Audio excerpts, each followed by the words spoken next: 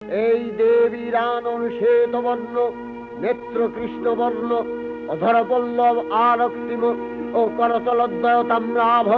তিনি কখনো বা সহস্র ভুজা, কখনো বা অষ্টাদশ ভুজা রূপে প্রকাশিত হতে লাগলেন। এই ভীমকান্ত রূপিণী দেবী ত্রিগুণা মহালক্ষ্মী, তিনি আদ্যা মহাশক্তি। মহাদেবীর মহামহিমময় আবির্ভাবে বরণগীত ধ্বনিত হয়ে উঠল।